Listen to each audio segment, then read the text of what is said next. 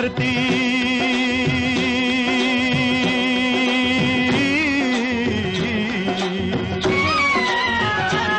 ओ मेरे देश की धरती सोना उगले उगले हीरे मोती, मेरे देश की धरती, मेरे देश की धरती, मेरे देश की धरती सोना उगले उगले हीरे मोती, मेरे देश की धरती। नमस्ते छात्रों, मैं श्री गायकवाड़ आर्यल ज्ञान समृद्धि चैनल पर आपका हार्दिक स्वागत। आज हम कक्षा 10वीं की कविता 11वीं जिसका शीर्षक नाम है कृषक गान, इसके रचनाकार है दिनेश भारद्वाज जी। इस कविता के माध्यम से कवि ने कृषक मतलब किसान का वर्णन किया है, किसान पर एक गीत लिखा है। ये वास्तविकता में एक कविता जो है गीत है। ये जो रचनाकार है इनका जन्म 1943 में मुरैना मध्य प्रदेश में हुआ था। दिनेश भारद्वाज जी की ये जो रचनाएं हैं ये जमीन से जुड़ी हुई हैं और उनकी ज्यादातर रचनाएं जमीन से जुड़ी होती हैं। उनकी रचनाओं में अपने देश की मिट्टी की सुगंध आती है। आपकी कहानियां, कविताएं पत्र पत्रिकाओं की शोभा बढ़ाती रहती है। जन्म और जिंदगी, तृष्णा से तृप्ति तक ये कविता संग्रह है। एकात्म दोहा संग्रह है। प्रस्तुत गीत कृषक के जीवन पर आधारित है। अन्नदाता मतलब कृषक, अन्नदाता कृषक की दुर्दशा का वर्णन करते हुए कवि उसका महत्व और सम्मान पुनः स्थापित करना चाहता है। छात्रों, प्रस्तुत गीत में गीतकार दिनेश भारद्वाज एक कृषक का महत्व प्रतिपादित कर रहे हैं। कृषक मतलब किसान, जो कि संपूर्ण संसार का अन्नदाता है, स्वयं खुद अभाव में जीता है पर किसी के समक्ष हाथ नहीं फैलाता। कवि समाज में उसका सम्मान पूर्ववत स्थापित करना चाहता है। देखते हैं कविता। हाथ में संतोष की तलवार ले जो उड़ रहा है, जगत में मधुमास उस पर सदा पतझर रहा है। दीनता अभिमान जिसका, आज उस पर मान कर लो, उस कृषक का गान कर लो।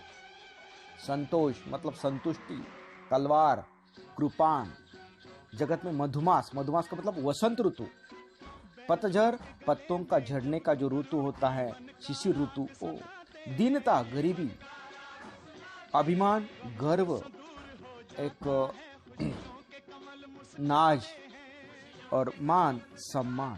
कृषक का मतलब किसान, गान गीत।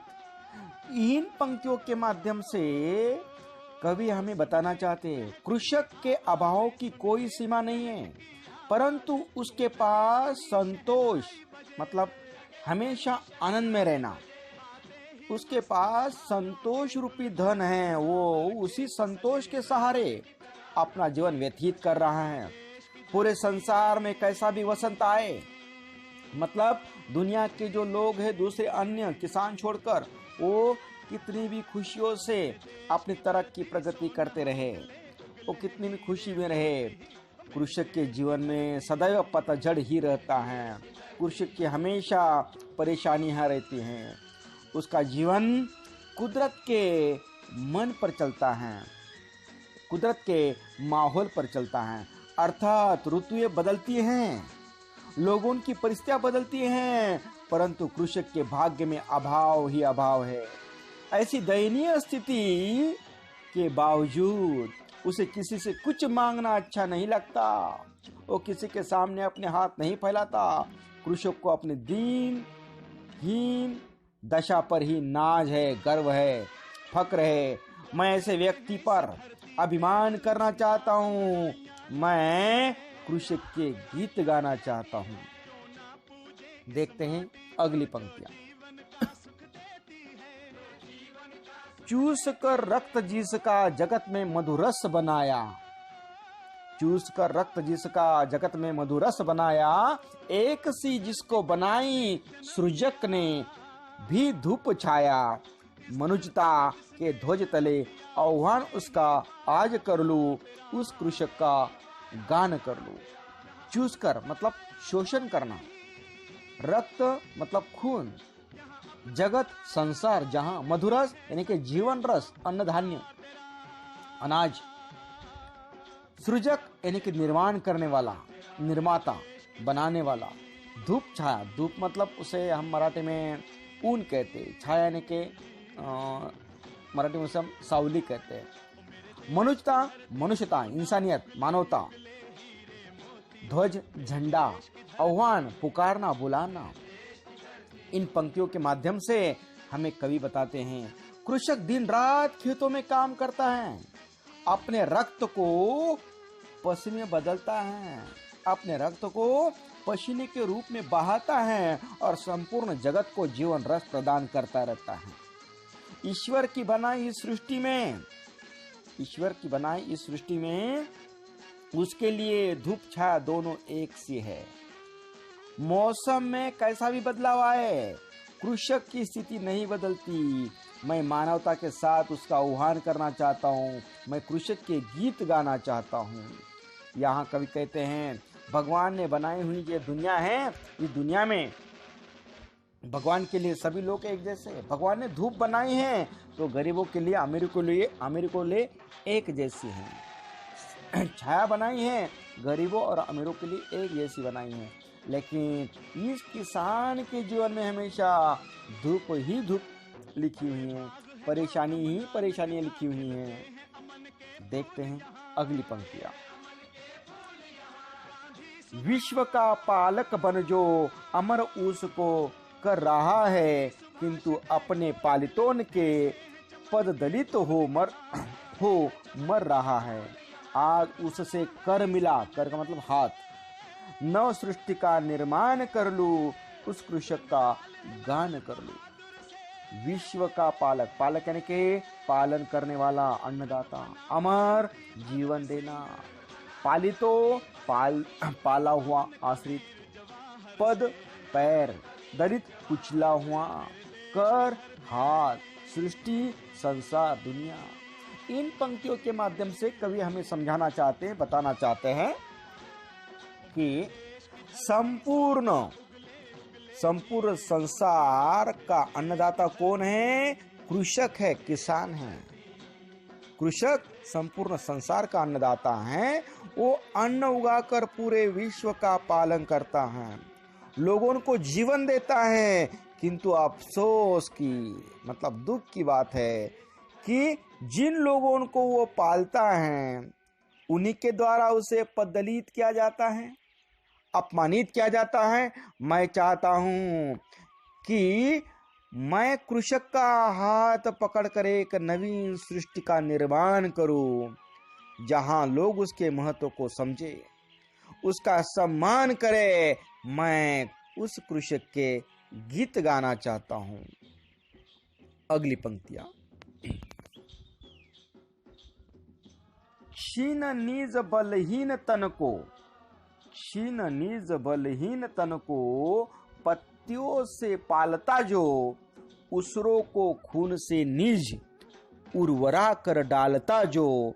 छोड़ सारे सूर असूर, मैं आज उसका ध्यान कर लूं, उस कृषक का गान कर लूं। क्षीण मतलब कमजोर, निज खुद स्वयं, बलहीन कमजोर, तन शरीर। पत्तियों से, इसका मतलब यहाँ पर रूखा सूखा भोजन। उसरो बंजीर जमीन, जहाँ जो अनुपजाऊ होती है, जहाँ अच्छी फसलें नहीं आती है, ऐसी जमीन जो होती है उसे कहते उसरो, बंजर। उर्वरक मतलब उपजाऊ भूमि, जहाँ पर फसल अच्छी आती है। सुर असुर मतलब देवता और राक्षस। ध्यान वंदन। कवि यहाँ पर कहते हैं, कृषक को जीवन में पर्याप्त सुविधाएं नहीं मिल पाती, उसे अपने दुर्बल मतलब कमजोर, क्षीण कमजोर शरीर को ढकने के लिए कपड़े तक ठीक से नहीं प्राप्त होते। वो पत्तों से अपना तन ढकने को मजबूर होता है।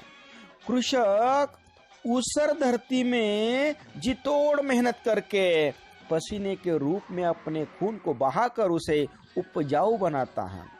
जिन जमीन पर अच्छी फसल नहीं आती, उस जमीन पर वो अच्छी मेहनत करके अपने खून का पानी कर कर उस जमीन को उपजाऊ बनाता है, उर्वरा बनाता है।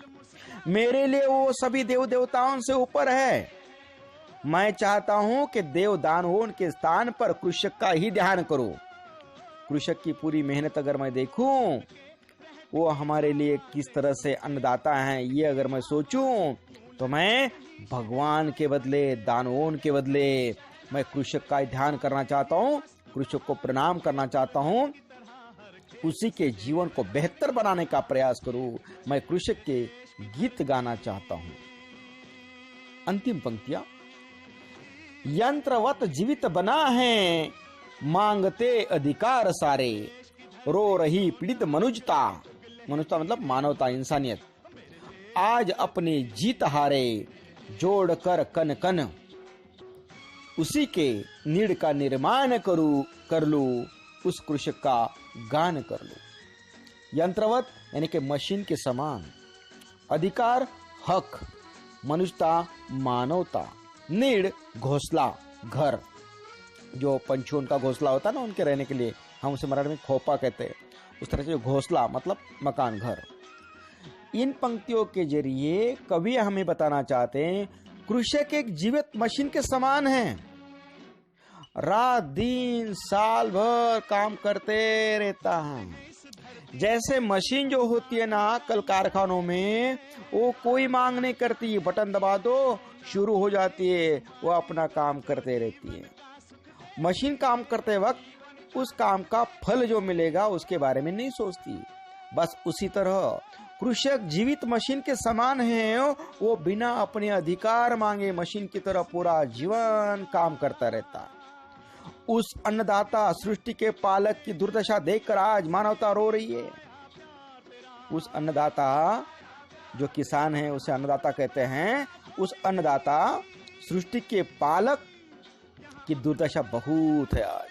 वो दुर्दशा देखकर जो आज मानवता है ना, वो भी रो रही है। मैं कन कन जोड़कर, कवि कहते हैं मैं कन कन जोड़कर, तिनका जोड़कर कृषक के लिए एक ऐसे नीड़ का, एक ऐसे घोंसले का, एक ऐसे मकान का निर्माण करना चाहता हूं जहां उसे एक अच्छा जीवन जीने के लिए सभी आवश्यक सुविधाएं प्राप्त हो। मैं कृषक के गीत गाना चाहता हूं। छात्रों, यहाँ पर एक कविता समाप्त होती है। आप इस वीडियो को बार बार देखें, लाइक करें, अपने 9वीं कक्षा के जो छात्र हैं, आपके दोस्त हैं, उन्हें ये वीडियो शेयर करें। अगर आप मेरे इस वीडियो को पहली बार देख रहे हैं तो YouTube चैनल मेरा जो है ज्ञान समृद्धि दिशा, लाल बटन सब्सक्राइब, उसे सब्सक्राइब अवश्य करें। धन्यवाद।